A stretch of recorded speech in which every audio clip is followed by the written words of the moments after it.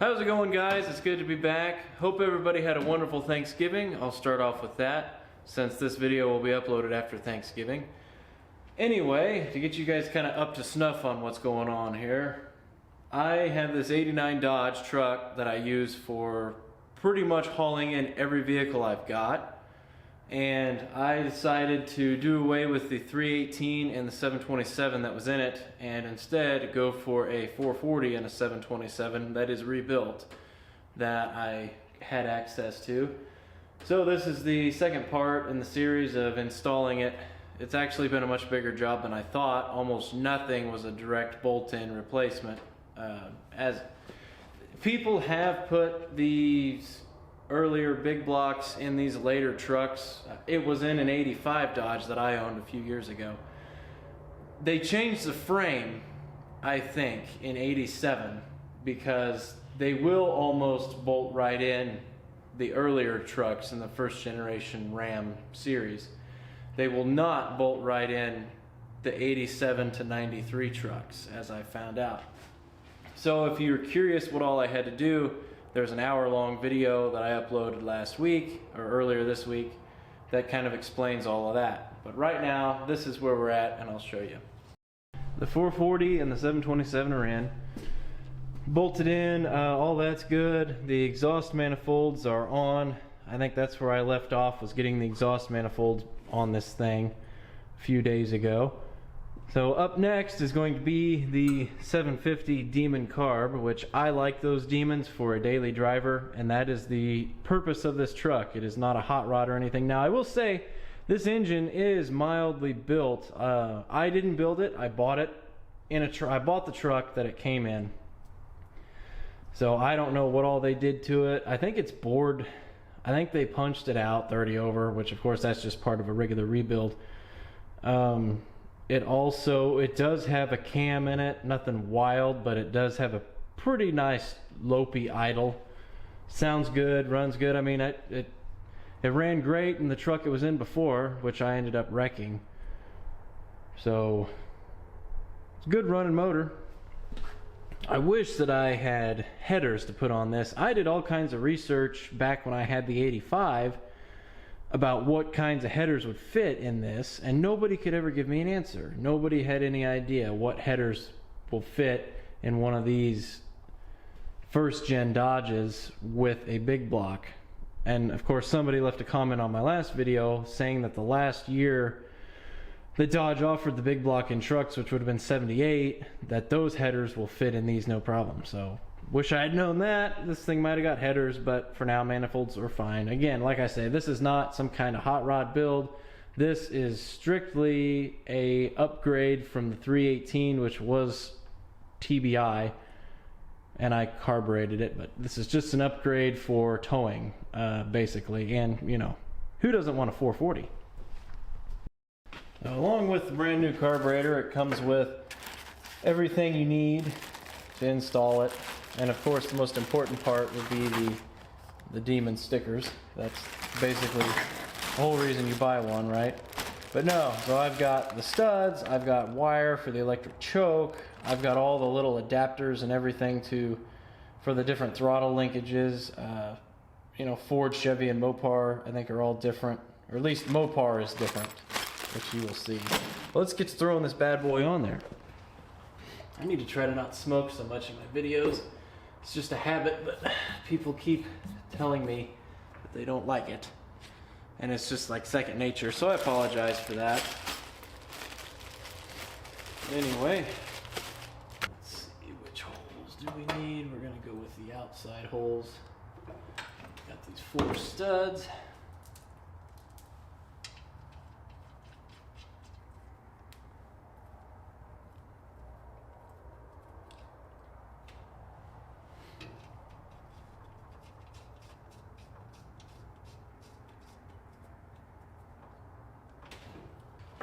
Next we got a gasket, which this actually came with 2 gaskets in this metal plate. I don't know, I've never used the little metal plate before, so we're not going to use that. We'll just use a gasket. Here we are.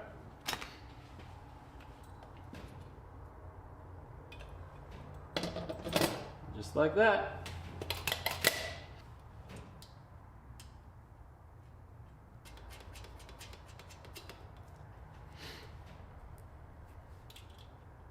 Nuts on these.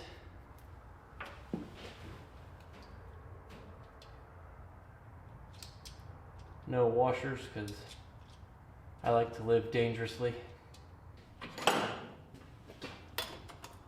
just half-inch wrench, snug those down. Don't need to be crazy tight.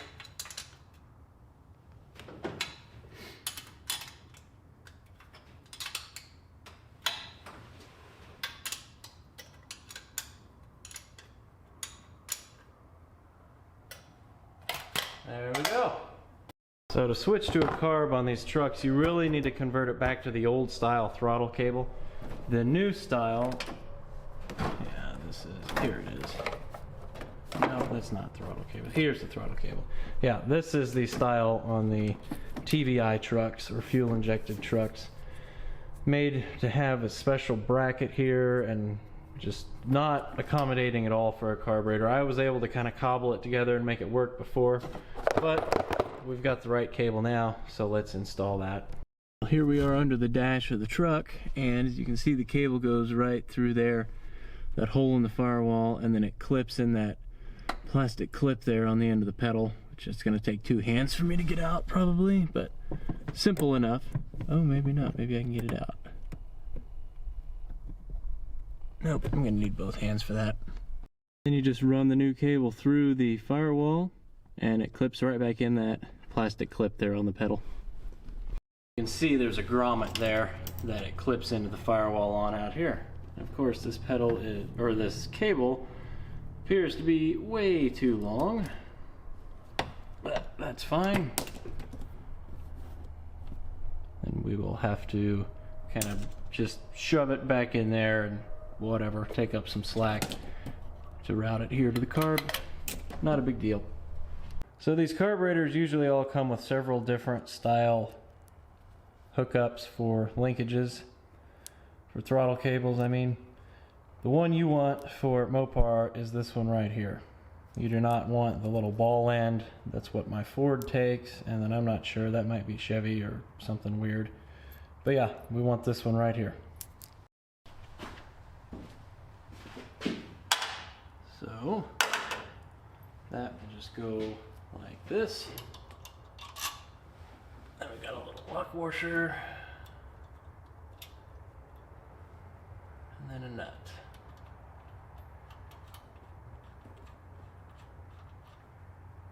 Goes just like that. You get something to tighten that up with.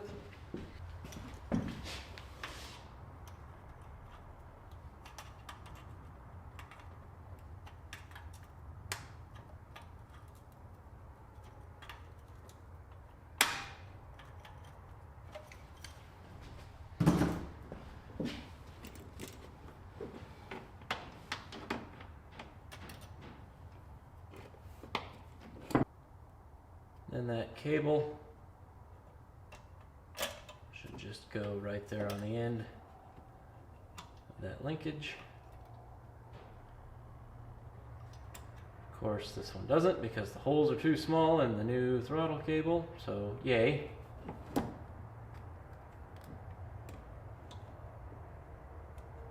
Gonna have to figure something out there. Drill those out then. Okay, well now that I have got that installed, and it has a little clip there that holds it in place, that'll probably fall off when I'm driving somewhere and make it inconvenient. Anyway, next up is this little bracket here that also holds the kick down, and you can see it's got the accommodation there for the throttle cable as well. It bolts to those back 2 intake manifold bolts. So I'm going to pull those, we'll bolt that back down, and then we'll torque those 2 manifold bolts back down to 40 foot-pounds. With all of this installed, that is going to segue us into the kickdown cable, which I realized that is what this other cable hookup was for that came with the kit for the carburetor. This is one of those Lokar kickdown cables, which I think is about the only aftermarket style you can get for a Chrysler. I'm not a huge fan of them, but everybody else seems to be. But I guess they seem to work, but I don't know. I think they're just kind of cheesy. But it's all we have, so let me show you how to hook those up. So now we're going to need to crawl underneath. So underneath the truck, this is the opposite end of the cable. See, we've got a bracket here for it to bolt to, and then this cable ball end, which goes up on the actual kickdown, which is right here. So this just snaps up on there like that, and then this cable end goes, well, I'm gonna have to take that back off and run it through that in between those wires, or well, here. There, like that. This bracket bolts to the bolt on the tail shaft housing, which is back there. So yeah, just got to pull that bolt, and then that bracket bolts to that, and then that will pull the cable tight. Ought to look something like that when you're done. Well, if you can even see it. Yeah, right there. You can see it's bolted to that lower bolt on the tail shaft, and then the cable runs up and it clips on the kickdown lever on the transmission. And then that brings us back up here to the top, which this one might actually still be preset because this kickdown came off this engine and transmission and I didn't set it, but this then clips on that hookup on the transmission like that. I know that isn't set quite right. If I remember right, you don't really want it to pull on the kickdown until you get into full throttle. So I need to loosen that cable up a little bit. There's not quite enough slack in there because, as you can see, it's pulling on it all the time. Alright, so now I got some slack in there. Basically what I want is I want that cable to be pulled all the way out when I give this thing full throttle, which that's what we have now.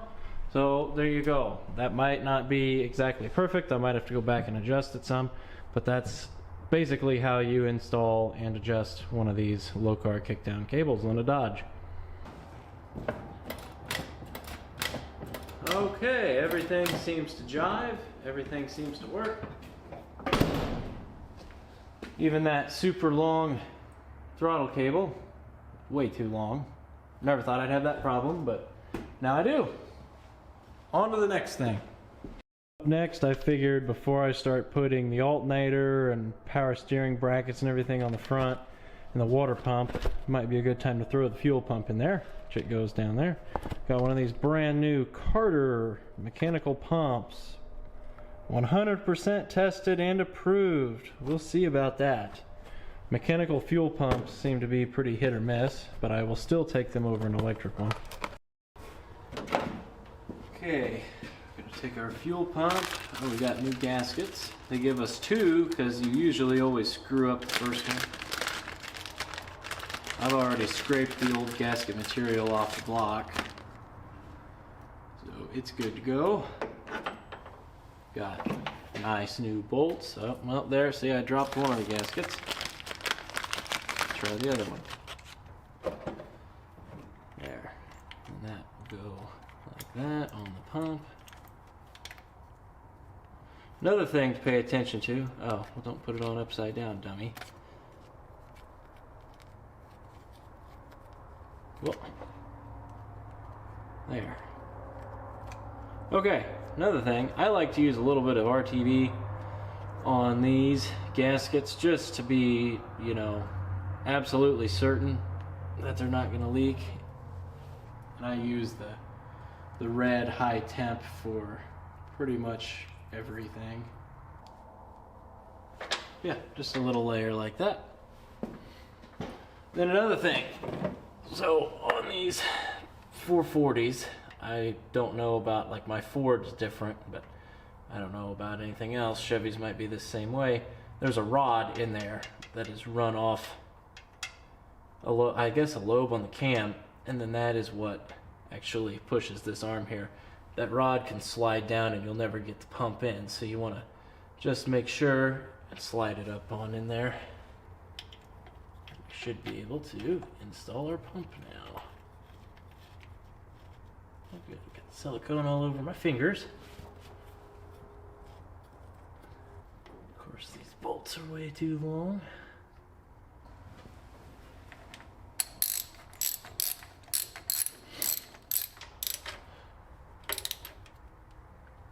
There we go. New fuel pump installed. Okay, next up is the water pump. I went ahead and glued the gaskets on there. And let me scrape the old ones off the housing here.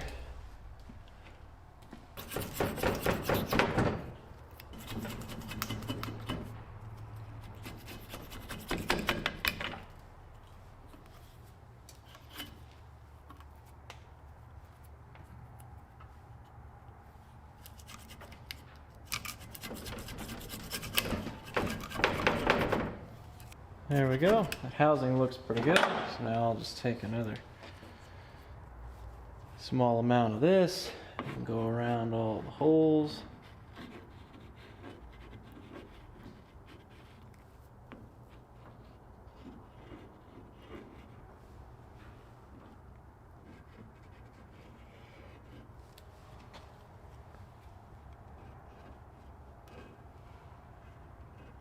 Okay, well now I've got a coffee can full of bolts that may or may not be water pump bolts.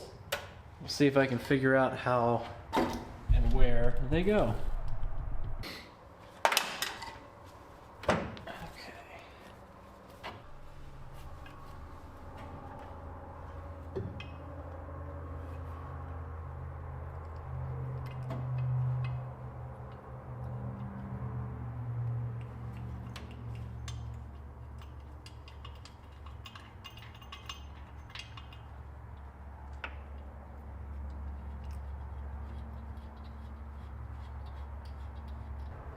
Something like that, maybe. It looks like that might be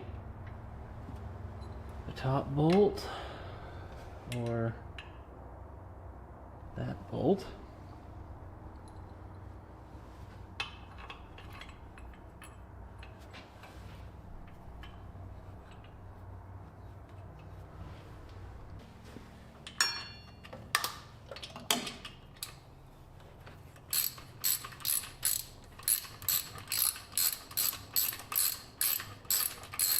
Certainly makes it more interesting when you've got to figure out what bolts for what and go and buy different hardware for everything you're doing. And this bolt must go, I guess it goes in there. Now several of these are probably, or a few of these are probably going to have to come back out, because I am sure that the power steering pump and the alternator are going to have to bolt through some of this stuff. Well, I got the alternator and bracket on. That should all be correct as far as I can tell. The next thing we got to move on to is the power steering pump. Now, since this came off a small block, the brackets and everything on that pump will not work with this engine being a big block. So I bought this. This is a Borgeson Mopar with Saginaw pump power steering bracket. And it is far simpler and makes a lot more sense in my head than the factory one.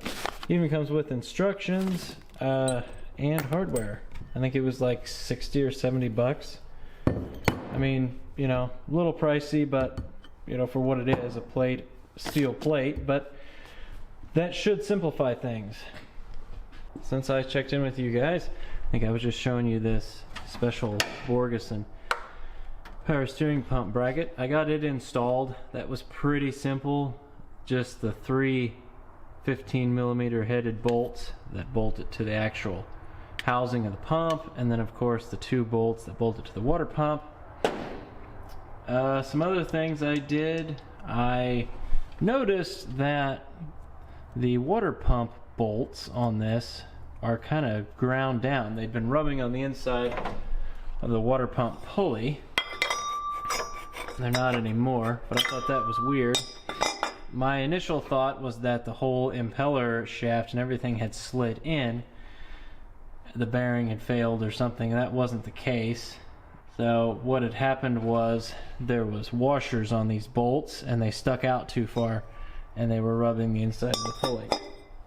So that was the actual issue. But I pulled it off. It's got a new gasket in there anyway, so that's good. But we're coming together. The next thing I'm going to put on here is the fan and then probably the radiator. I went ahead and TDC'd the engine too, just so while I can still easily see the timing marks and everything, I went ahead and did that. So now actually I can drop the distributor in. I did verify that the timing mark on the balancer is accurate. Cylinder number 1 is at top dead center based off the mark down there on the crank, so we're good. Well, quite a bit's changed. Radiator's in, fans on, all that looks good and kosher. Fuel pump is in, and I've actually run the lines over and to the carb. But now we're getting to more complicated things. Wiring. In case you'd forgotten, this truck is from the 80s.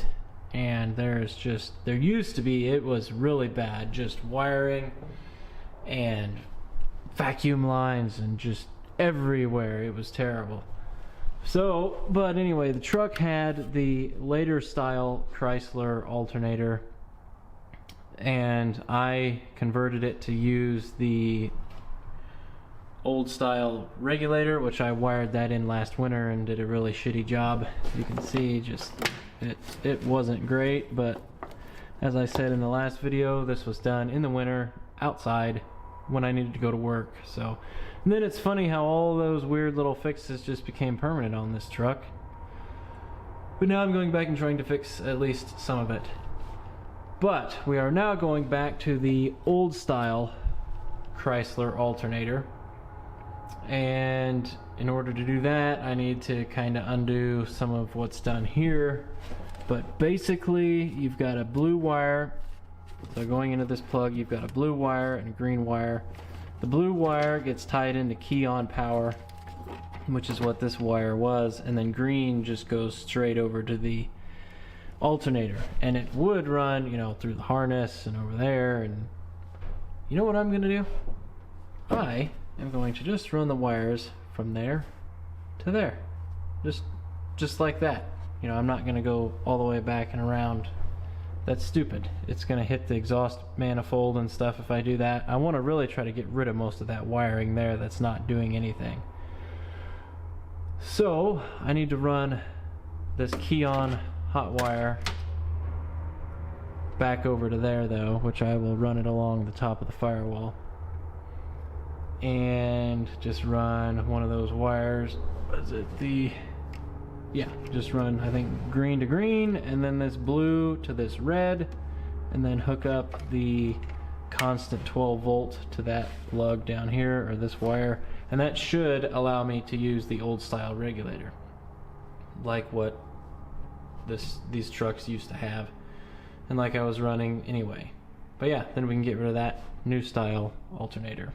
Here's where we're at. So I've got the wiring done to the alternator. That was simple. It actually runs up there and ties into the electric choke, which then goes along the firewall over to there and gets key on power. So key on power will become the electric choke power source and the exciter wire for that alternator. So that is just one wire done, simple. What else did I do? I think that's really it. I fixed some wiring over there that I spliced in with house connectors. Kind of did a little bit more permanent fixes over there so it's safer. I did stab the distributor, which I don't like this. I need to get some more fuel line and I'm going to run it down around there.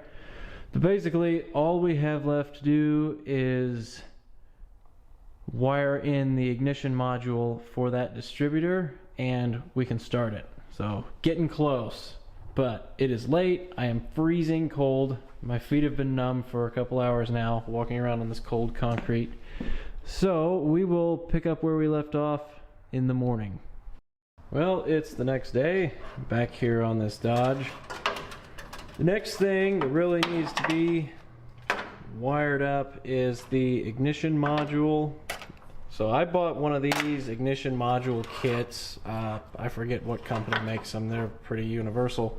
They're just they're made exactly like the old Chrysler ones from the, 70s and 80s, or 70s up through mid 80s. And then of course Chrysler went to, well, you can't see it, but the giant ignition module that's over there in the fender well. And I think they made the lean burn around the same time too, which I don't know anything about lean burn, except they're not a good system at all. I like these. They seem to be dependable, and at least as of right now, these replacement modules from an auto parts store are still readily available, unless that's changed since I bought one last. The reason I did not just go with a points style distributor is because you can't get good points anymore, it seems like, or I don't know, maybe it's just been my luck, but I've had brand new points explode going down the highway, and that's not, ideal. And I also found out that the old points that are on pretty much every old Chrysler ever are no longer readily available. So yeah, I could carry an extra set of them and just keep them in the glove box, or just buy this. Also, this ignition module and distributor is cheaper than just a standard points distributor, so whatever. But I installed this system on a different truck, and I'm gonna go take a look at that to get an idea of how it works. It's pretty simple. There's only like 3 wires, but let's go take a look at that other truck. The GMC. Man, why would a GMC have a Chrysler style ignition module, you might ask? Because this GMC has a slant 6 in it. Yeah, I know, that's a crazy swap. There's actually one of my first videos I put up is about this truck. Got the truck, truck didn't have a motor or drivetrain, axles, nothing. I got it, and I happen to have a slant 6 with a 904 and an 8 1/4 rear end, and that is now all under this truck. Built the truck for a very cheap amount. It was a budget build, and it's still on the road and has never stranded me after 2 years. So it's ended up being a very reliable truck. Anyway, like I was saying, this is one of those modules. Same one I ordered for the truck that's in there. And it looks like, oh yeah, ballast resistor gets key on power, which then runs to the coil. Okay, so key on power to one side of the resistor, the other side goes to the coil, and one of those wires ties into the module. Yeah, and then there's one wire that's not used. So pretty simple setup.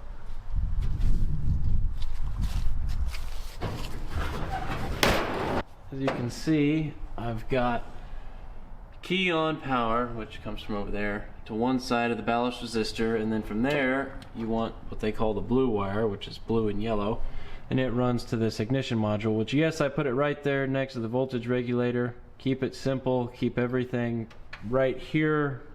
I wanted to do everything simply and easily because I'm the one that's gonna have to fix this on the side of the road when it breaks. So may not be where a factory voltage regulator or computer would be, but it's where I can get to it easily, and this all makes sense in my head, all the wiring that I'm doing and plus what I'm getting rid of over there. The whole name of the game here is simplicity. I want it to be simple and easy to work on. That being said, the blue and yellow wire gets key on power at one side of the ballast resistor, so basically this just needs straight 12 volts. Well, the camera memory card was full, so I had to randomly quit filming, and I'm not sure when I got cut off. But I know I was working on the wiring, or explaining the wiring to this ignition module. So I got it mounted, and I actually have it wired up now. I had to go get a new coil, because that one there is made to take a ballast resistor, and the one I was running before, I typically run the ones that don't require a ballast resistor, but part of this kit was a resistor, and that's just how it's supposed to be. So I went and got just a standard coil, Basically all it is though, key on goes to one side of the resistor, and then one of the wires ties off of that same terminal, runs to the ignition module, and then the black wire off the ignition module runs to the negative side of the coil, and then of course the other side of the resistor just goes to the coil like normal. It's really only a 2-wire setup, and then of course the other end plugs into the distributor. It's got a connector here for the distributor. Very simple, which is perfect for me. I went ahead and routed all the wires and all the way over to where they get key on power, so all of them are tied in together. Wrapped them in tape so it kind of looks like a, you know, half-assed wiring harness. A lot better than whatever all of this disaster and mess was that was just everywhere, all over top of everything. But anyway, distributor's in. We should have spark, maybe. Everything should be wired now, so that leaves one thing. I have got to create my own spark plug wires. So let's get on that. I bought just a universal plug wire kit. No, I did not get some fancy yellow or red or whatever spark plug wires. I don't need them.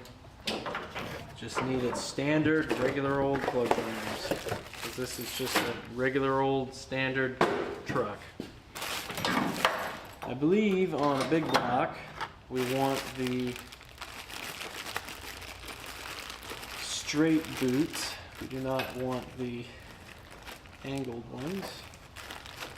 Oh, well they're already on. Okay, cool. Well, that'll actually make it easy. I'll just plug them all into each. I'll stick them on each spark plug and then run them over to the distributor, and then I'll cut them to length at the distributor. That should be fairly straightforward. I think they are all the same length too. No, they're not. Okay.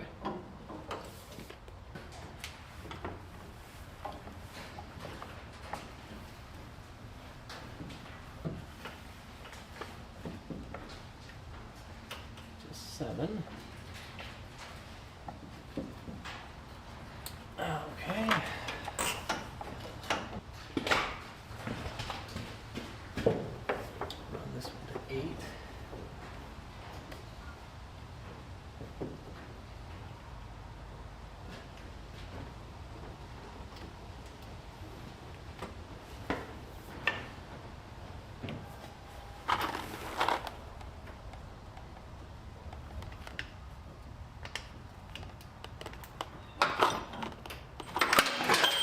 Knock everything on the floor.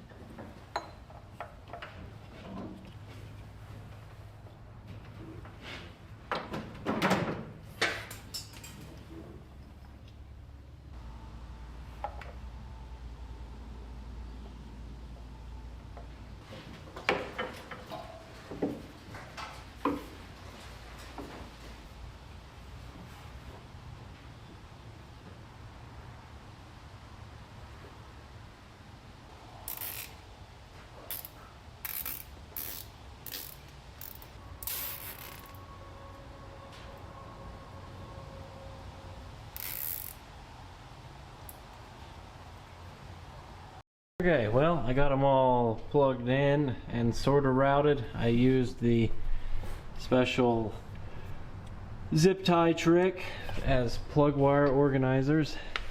So now I need to run them all up here and cut them to length. And then of course install the boots and the crimps. My tool of choice for that, pair of dikes. They seem to work the best, and then you can use some lube to help slide these boots on, or you can just spit on the wires and that'll work too. Okay, so on these big blocks, the rotor spins counterclockwise. I've got number 1 set right there, so we're going to find number 1, which that wire does not need trimmed at all. We're going to start with 1.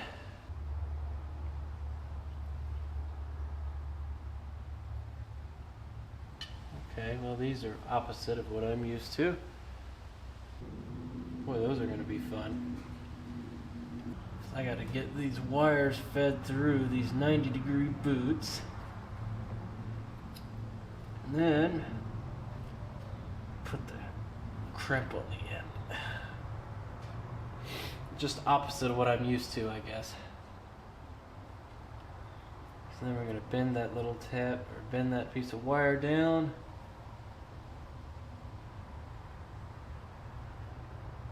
Like so. Shove it on there. And then I like to take dikes, bend these little tabs in here like this.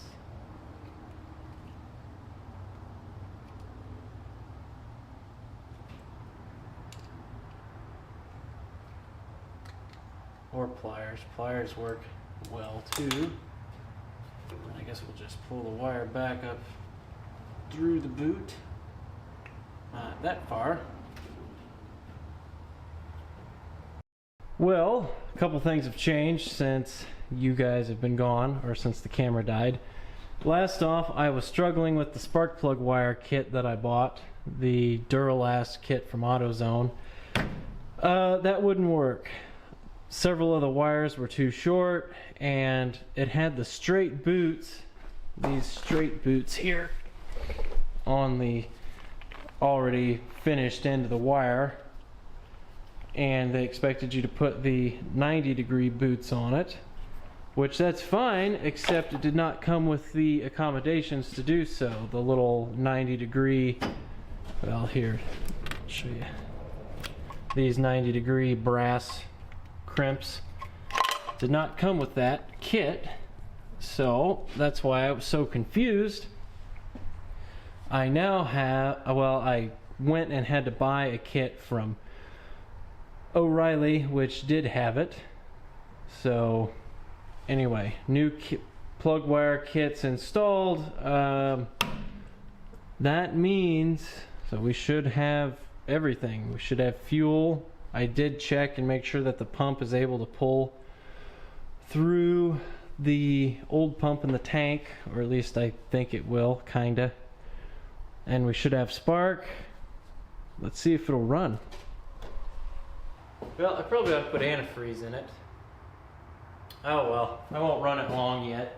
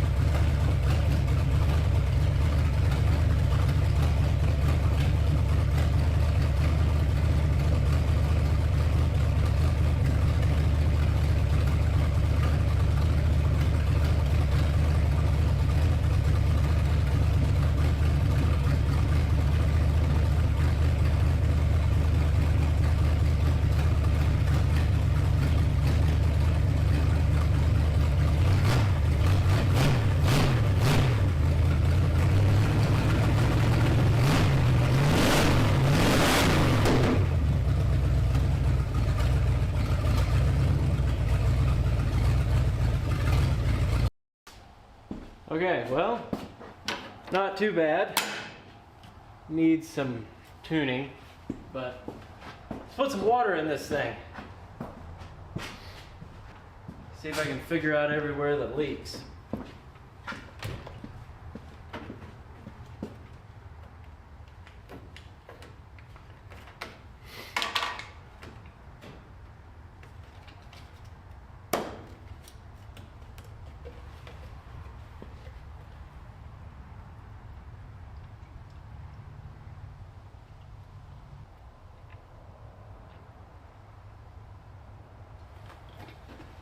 You are definitely going to take more than a gallon.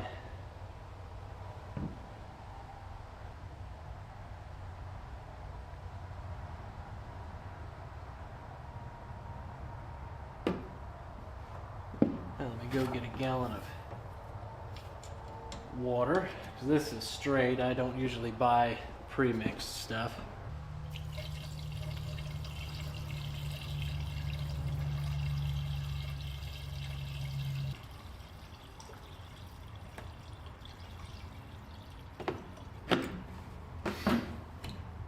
Doesn't look like it's pouring out anywhere.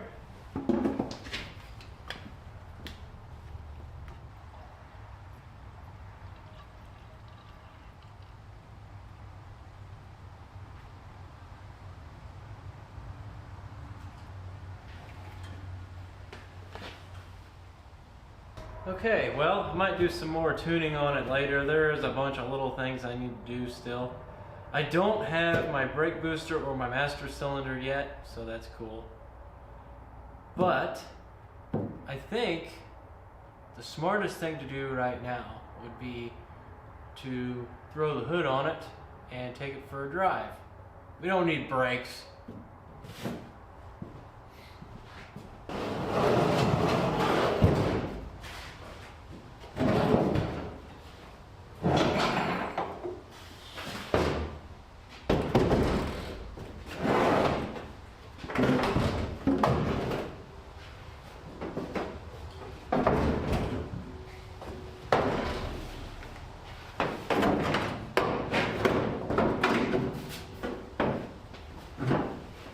Sucks by yourself.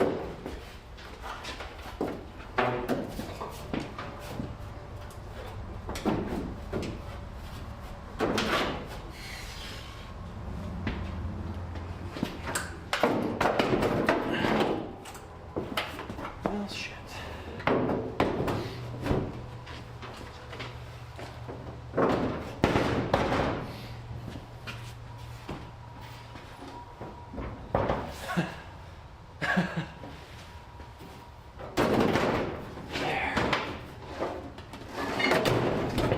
See if we can tear this up a little bit.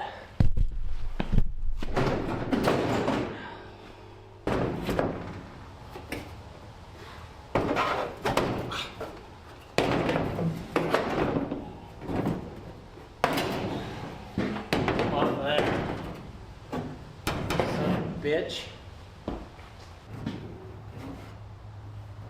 Oh, I put the bolts just out of reach.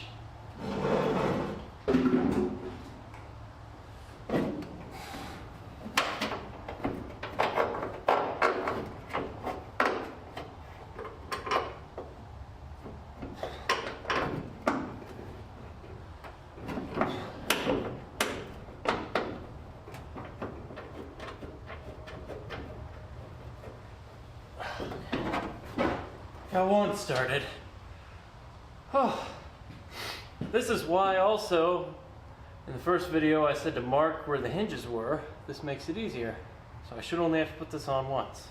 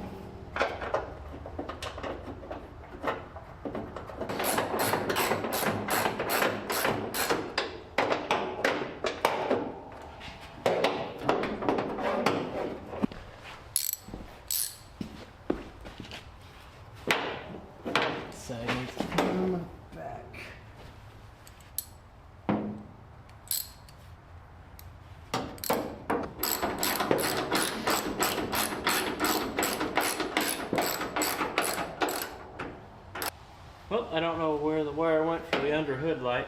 I'll find it. I think I got everything out from under here that I need. Well, there. Now I have everything.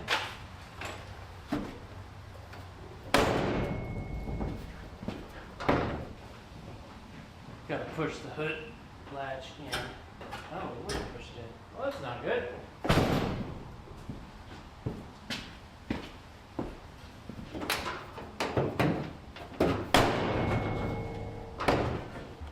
I think the hood release cable might have gotten a little damaged in the process of putting that 440 in.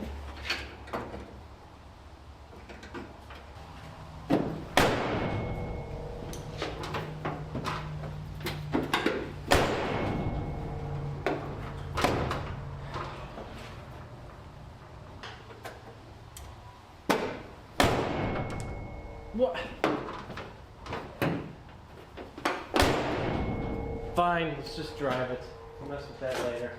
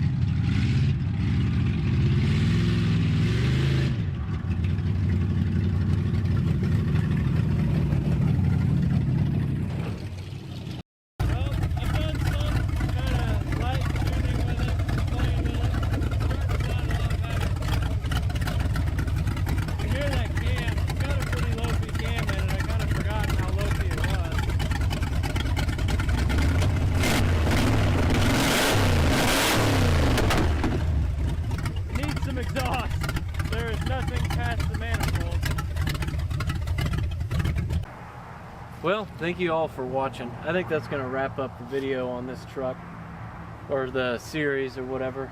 I think I've got it pretty well licked now. All I've got left to do is a brake booster and master cylinder, and then tie up some loose ends and clean some stuff up, and probably going to throw a vacuum gauge on it, maybe a timing light, but I think I've got it fairly close to where I want it. And I need to have exhaust done, but I think that's going to be enough. You guys get it, you got to hear it run. Thing runs pretty sweet, doesn't it? I forgot. I don't know what all's been done to it. I just know there was a cam and a rebuild. I don't know if there was anything else done internally to this thing, but it actually sounds better than I remember it. I don't know. It's not real. The only difference is the carb, but it sounds like a healthy 440 to me. So thank you guys for watching, and now we can get back to the regularly scheduled program. We'll get back to dealing with 50s stuff and the older things. I also really need to buy a tractor soon, so that might be a video coming up. Thanks for watching.